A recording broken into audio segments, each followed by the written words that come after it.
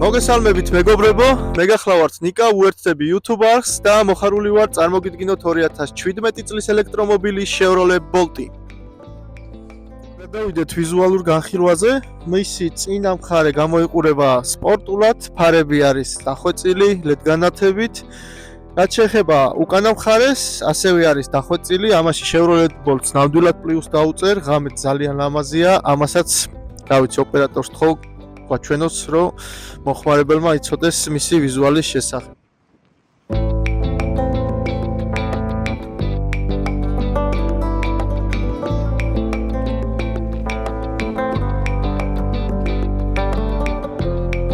დავიდეთ ყველასთვის საინტერესო ნაწილზე, ნახოთ რა ხდება კაპოტის ქვეშ.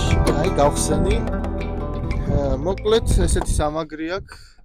მარტივი და ხედავთ შიგნით არის გამონაწილებლები, ელექტროძრავია მოთავსებული, მასთან დაკავშირებულია დაბლა უკვე დანარჩენი აქსესუარები, როგორიც არის გამონაწილებლები ისევ და ისევ და რედუქტორი, რასაც ცალკე ვისაუბრებთ, რომელიც პირდაპირ გადასცემს ОО ძალას და ასევე აღსანიშნავია, რომ ამ მანქანას აქვს 200 ცხენის ძალა, საკმაოდ ძლიერი ძრავი. ელემენტი ამ მოდელს აქვს ესე თქვა ძარის ქვეშ 72 კილოვატ-საათიანი ელემენტი, რომელიც საკმაოდ დიდ მანძილს გვატარებს, საშუალოდ ქარხნულად 400 კილომეტრს. მაგრამ ასევე აქვს მას პატარა აკუმულატორი აქ, რომელიც განკუთვნილი არის ფარებისთვის, აქსესუარებისთვის, როგორიც არის შუშის ჩაწევა და ის მითი რომ შუშას ჩაუწევთ და დაჯდება მანქანა, ეს ასე არ არის ნამდვილად, იმიტომ რომ მათზე ძალიან მიზერული დენი იხარჯება. რაც შეეხება პორტებს, არის ამ შემთხვევაში ამერიკული მოდელი და გვაქვს ამერიკული პორტი, რომელიც არის სწრაფი დამტენისთვის და ნელი დამტენისთვის, არის ასევე სწრაფი დამტენვის შესაძლებლობით დაბლითა მუდმივ დენზე, რომელიც ასე გამოიყურება და მოდი ვნახოთ ასევე თვითონ უშუალოდ დამტენი როგორ გამოიყურება. რასაც ვხედავთ სახლის პირობებში და ნელი გარე დამტენზე ამერიკული ტიპის დამტენი, რომელიც გვიჩვენებს ასევე ვოლტაჟს და ასე შემდეგ და გვაქვს ასევე გადამყვანი ევროპულიდან ამერიკულ პორტებზე, რაც ხელმისაწვდომია ბაზარზე, სადღაც 300 ლარის ფარგლებში თუ აჩვდები, მაგრამ უნდა შევხედოთ ამის ფასებსაც და არის საკმაოდ ეფექტური. მოკლედ გადავიდეთ მის ინტერიერის ნაწილზე.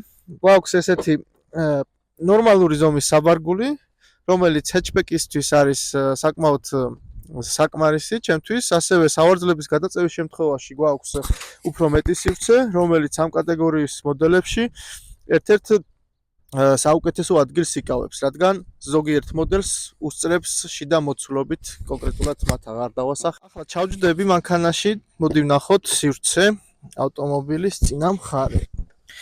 მე ვარ საშუალოდ 1.83 სანტიმეტრი და აშკარად არის სივრცე მანქანაში, აი რომ გავიმართები, არ ურტყავართ თავს ზემოთ ჭერზე.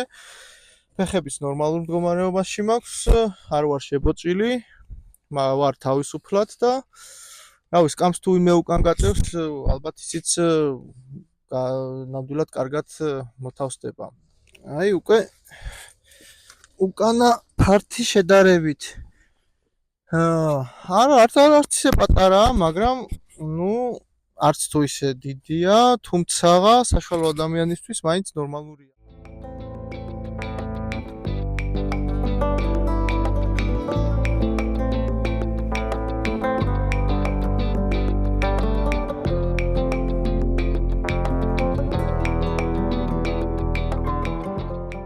ამ მანქანას აქვს საკმაოდ უცხო ინტერიერი, დახვეწილი, მინდა ვთქვა. მომწონს მისი ეს ფორმა, დიდი ეკრანია შუაში, ცენტრში, თავისი დაბლითა ოფციებით და კანტის სახით აქვს პლასმასის თეთრი, ესე ვთქვათ, ჩარჩო.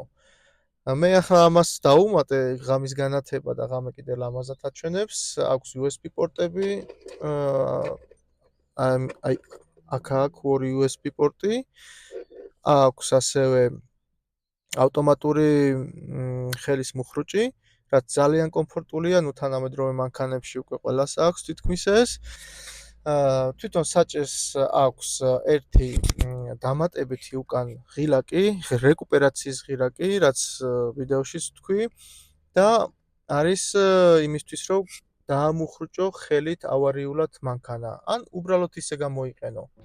ასევე აქვს ჩვენს რიჩაკს დაბლა low mode-ი, თუ გადავხდათ drive-ში, გამოჩნდება ელი აინთება, რაც გულისხმობს იმას, რომ ერთი პედლით შეგვიძლია ვმართოთ მანქანა, ანუ გაზის ასშვებისას დავამუხრუჭოთ და დამუხრუჭების შედეგად მოხდება რეალურად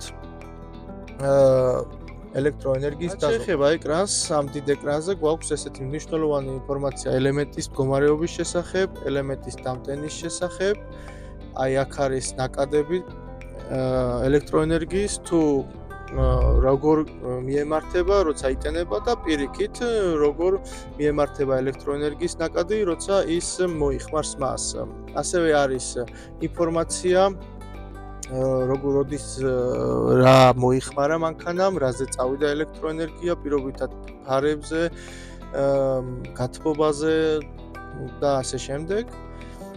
ასევე არის გარე ტემპერატურის მაჩვენებელი და ძალიან მნიშვნელოვანია ბევრისთვის ეს ინფორმაცია. რაც შეეხება ასევე ამ ოფციით შეგვიძლია ვმართოთ ჩვენ სიმძლავრე, თუ რა სიმძლავრით შეიძლება დაიტანოს მანქანა.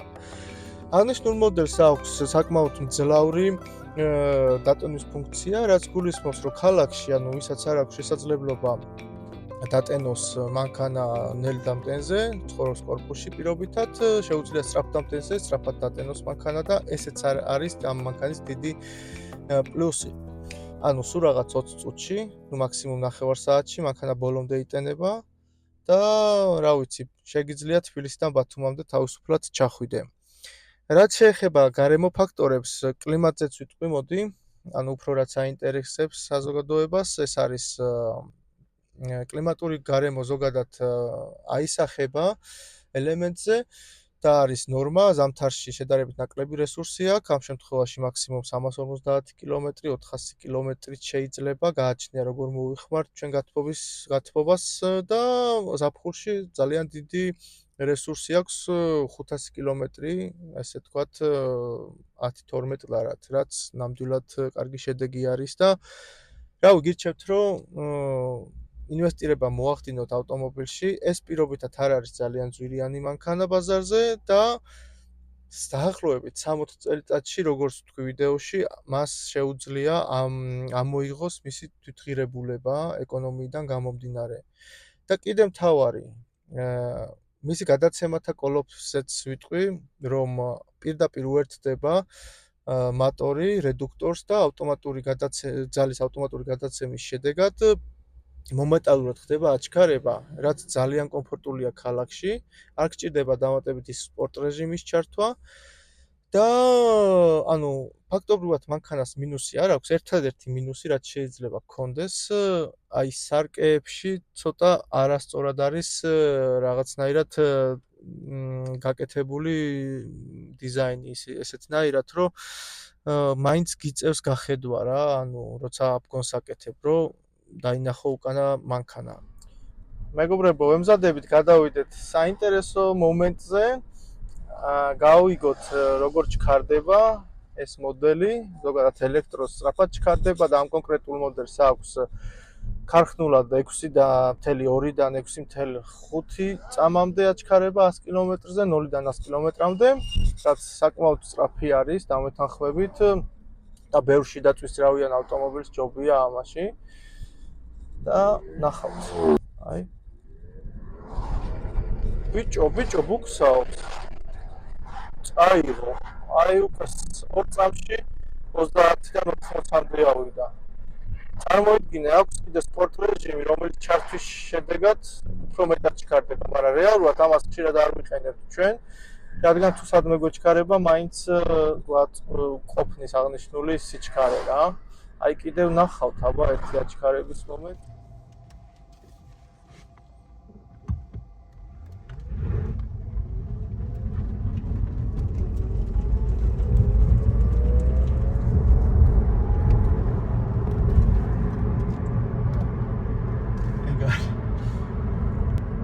მოკლედ მეგობრებო, საკმაოდ ჩქარია. ეს სპორტ რეჟიმშიც არ იყო ჩართული. ანუ ეგრევე დაბუქსავდა ძრავი, არათუ საწყის მდგომარეობაში, გაგორებულზეც კი ბუქსაობდა. და რა ვიცი, ახლა წამები რამდენი გამოვიდა, ძალიან მალე ავიდა თითქმის 80-მდე რა. ესე იგი, რაც შეეხება ქალაქის სვლას, მანქანა საკმაოდ რბილად დადის, გამომდინარე იქიდან, რომ არის საკმაოდ წონიანი, მის გაბარიტებთან შედარებით იწონის დაახლოებით 1600 კილოგრამს, ანუ ტონანახევარზე მეტია და საკმაოდ კომფორტულია, ანუ ამას ემატება აჩქარება, სიმძლავრე და რა ვიცი, ძალიან ბევრი პლუსი ჩემგან აღნიშნულ მოდელს.